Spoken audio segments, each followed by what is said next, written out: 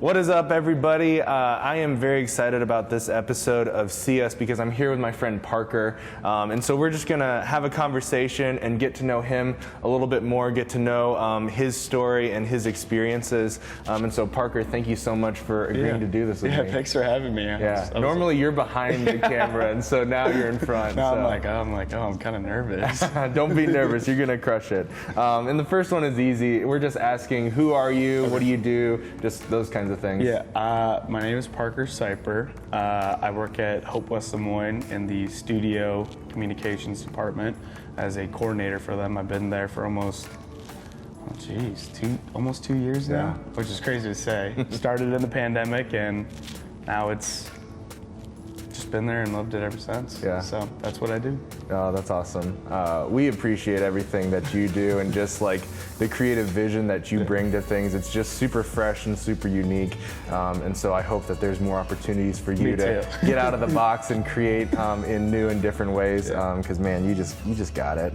But we're not here to geek out about cameras and stuff, although maybe that's a different video because I love that stuff. But we're here to talk about like your story, especially your heritage and your ethnicity, and like how you identify, because May is the month of AAPI, Heritage Month, and so I'm just trying to celebrate all the different facets and forms that can come in for different people. You know, whether there's people who immigrated from there, or whether they're mixed, or whether they're first generation, whatever it is. And so I think you have an interesting story that I think a lot of people will identify with. But for starters, just ethnically, like, how do you identify?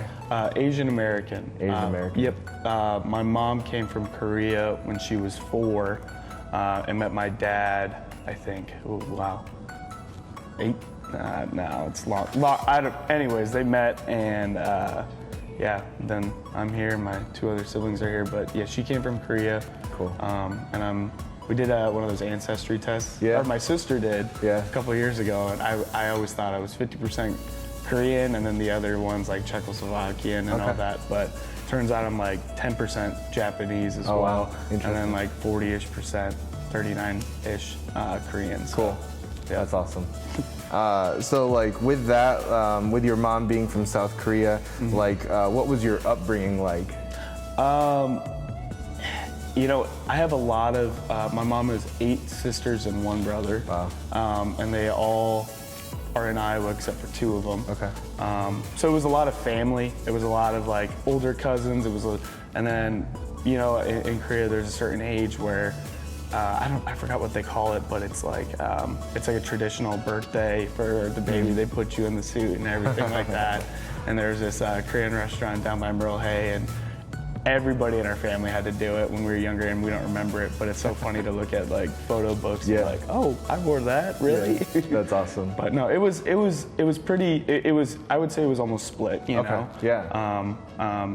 We always eat Korean food. And then my dad makes whatever he wants to make for us as well. Yeah. So it's a nice blend. Yeah, no, that's awesome. And that's beautiful. I love, like you said, the blending of those 2 cultures and those ways of life. And that's super cool to have those traditions and like those memories, even if it's just captured in photo and you don't remember it. But that's super awesome to hear about. So did you grow up in Iowa then? Yep. Well, I was born in Des Moines, and then we moved to Wisconsin for a little bit. We just kind of moved all over, like Iowa City, Coralville, Dubuque, Cedar Rapids. We were just... But Iowa predominantly? Yeah. Cool. Yeah. So with that, like, do you remember like the first time when you were aware of your Asian identity? Oh, man.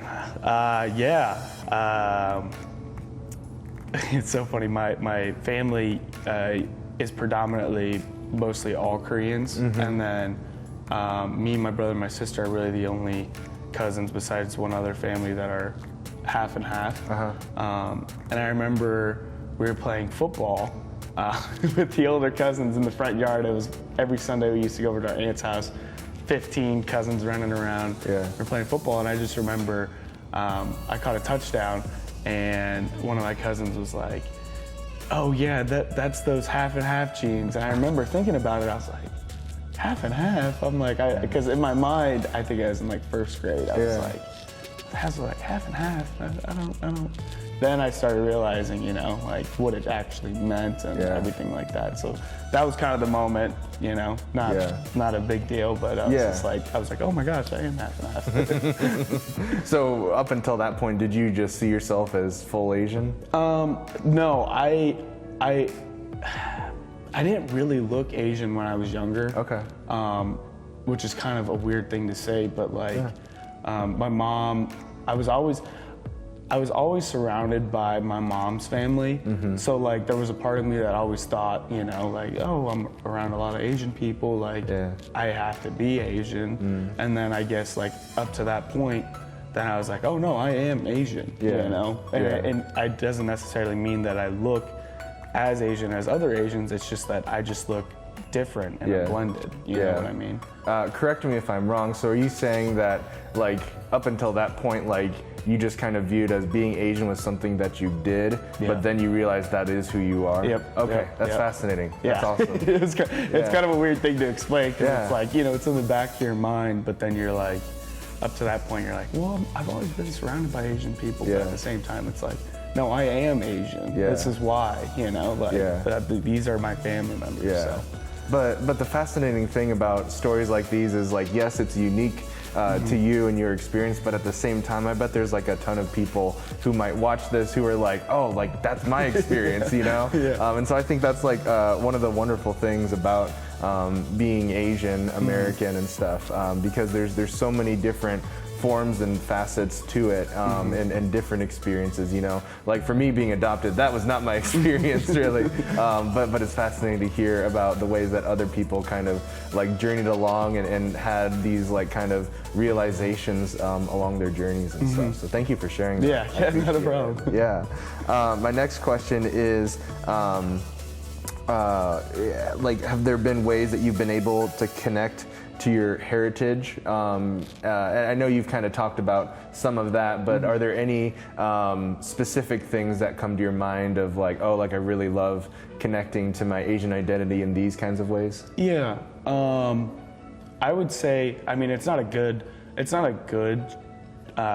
memory, but there was a point of my life where we had a lot of like deaths in the family on my mom's side, and you know, death is it comes and goes, and you know, but one of the Korean traditions is obviously just like, it's hard to explain, but it's, you know, it's a big gathering, everybody comes across, so it's like you're glad that you get to see all your family members, but at the same time you have those traditions and the different funerals, and every family kind of puts their own twist on it.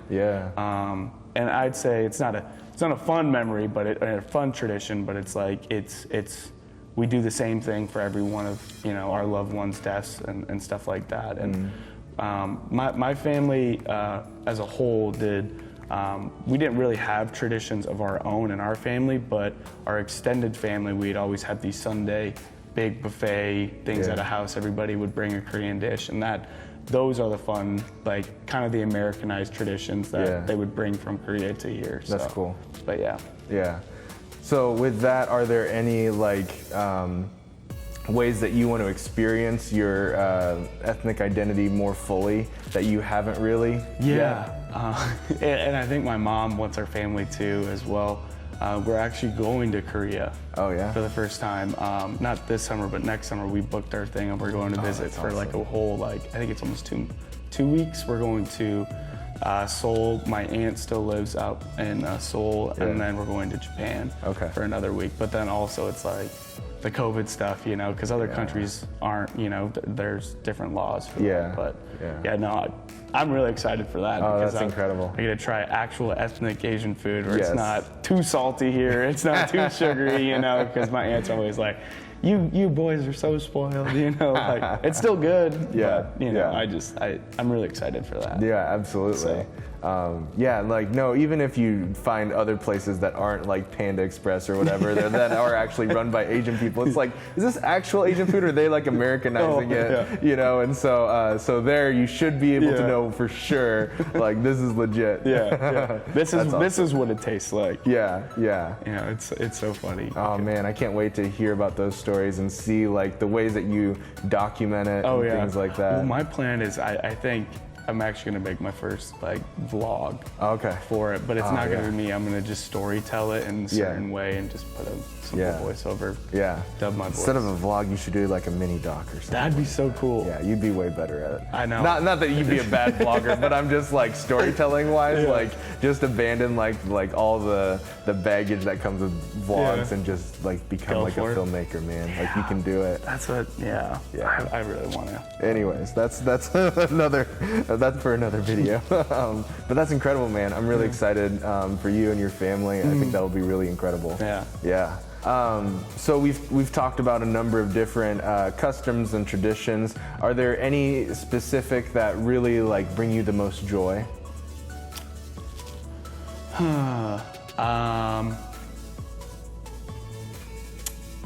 That's a tough one. Yeah. I kind of said it already, but I think our family, my mom's side, the Korean side, is very big into family. And I think that's my favorite part is as we're getting older, you have older cousins and younger cousins, but it doesn't really matter. It's like everybody's kind of together, and like we have our own, I finally got added into the big cousins group chat like 3 years ago, and now it keeps growing. Like my younger sister, who's a freshman in college, just got added too. I would say the family aspect, it's not necessarily like a Korean tradition, but family's a big part of Korean culture, and I would say the family's the biggest thing for me. Just like being around it 24/7, good and the bad. For sure. That's awesome. That's incredible.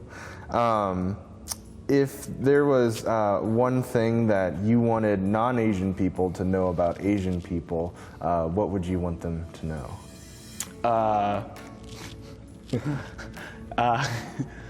The food. I would say there was a time when I was in first grade and my mom packed my lunch. Or first or second or third, in between there.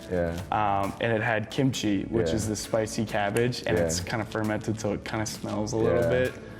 And I just remember opening my lunchbox on the table with rice, and they call it bulgogi, which is like this like meat, and then kimchi. And I remember opening the lid for the kimchi, and all the kids were like, "Oh, what's that smell?" And I'm like, "It's good." And then they're like, "No, I'm not gonna try it." And then as the lunch is ending, they're like, "Okay, let me try it." So they tried. They're like, "This wasn't bad," you know. It's just like, I would say like, even like a big thing around Des Moines, like pho. You know, who doesn't love pho? But people who haven't tried pho are like, this looks kind of weird, you know. And then they get their first taste, and they're like, "Oh wow." You know what I mean? So I would say, try new things, try different foods. Like it's not as scary as people make it. Absolutely. That you know, Asian motif of bringing Asian food to like school and stuff. Like you see it in all kinds of media, like Fresh Off the Boat, like they did that, and he's like, "I want white people food," and stuff, like, you know. But I'm so glad to hear that like your story was a little bit different, where they were like, okay, like I want to try it and stuff. Like that's really good, as opposed to them just like, you know, blacklisting you because you're that kid who brings fermented food. So I'm really glad to hear that. But yeah, absolutely, just that open-mindedness for sure. And it's also like not everyone is gonna like, you know, what we like and stuff like that. In a previous video, I brought boba to a bunch of people, like a bunch of like there's a few families that I know, and so all the adults loved it, but the kids were a little bit iffier on it and stuff, and like I got like the lychee poppings and stuff, and so they were like, I don't know about that and stuff. I was like, I thought they'd love it, but yeah, like but they tried it and stuff, and so I'm glad that they were willing to experience it. But yeah, like I think yeah, I agree. Just that open-mindedness of trying new things. I even saw, and I don't remember all the details. I think it was back in the winter. You mentioned pho, especially in this area, and I didn't even know about this because I didn't really grow up in Asian culture and stuff like that. But this restaurant would send essentially raw meat in a bag and stuff, and so like all these white people were like, "Oh my gosh, that's disgusting" and stuff like that. But like the owner like explained it to them as like, no, like it cooks like in the soup, and so like we give you instructions, and so like it cooks like in the soup, like this is how it's done. If you wanted it cooked, like we can also do that, like you just need to verify that and stuff. So they were like super respectful, but it's like, you know, it's a part of a culture that not a lot of people know about. And so yeah, so instead of people just like living in their like comfort zones and their bubbles, yeah, like get outside of it, because there's incredible things. But again, not everyone has to be a fan like that. Those people who didn't like that restaurant sending them raw meat in a bag, like you know, they can go to another restaurant, or they can ask for this to be cooked and stuff, and it's just not going to be as good, because then it's going to be like a weirder cooking kind of thing. But you know, whatever. But yeah, no, I totally agree with that. My last question is for Asian people now. Like, if there was anything that you would want to say to them, what would you say?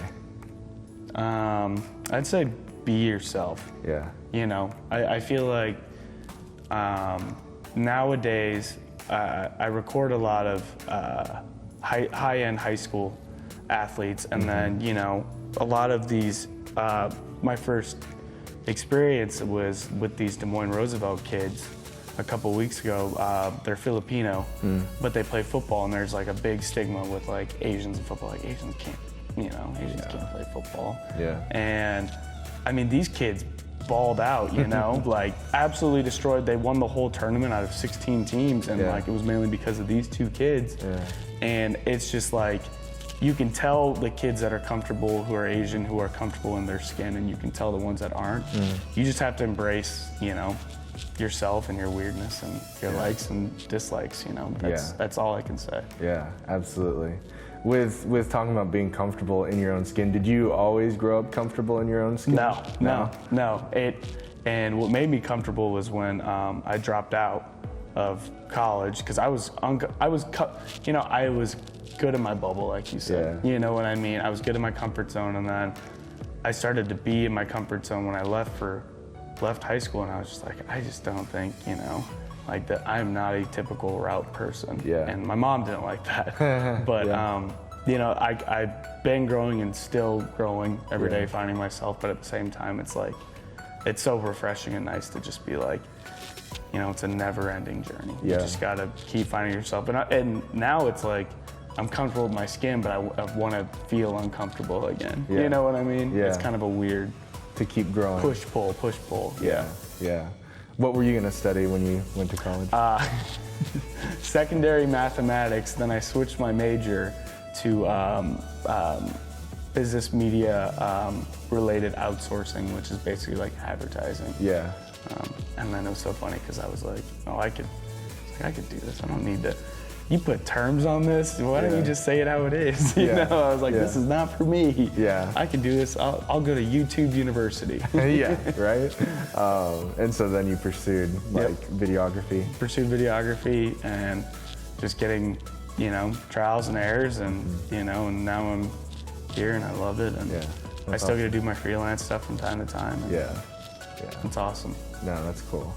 Parker, thank you so much for taking the time to talk and to share your story, and we hope that there's parts that either helped you expand your understanding and the ways that you think about Asian people, or if you're an Asian person, that it helped you feel seen. Parker, again, thank you so much for hanging out and for sharing. Appreciate you having me. Yeah, absolutely.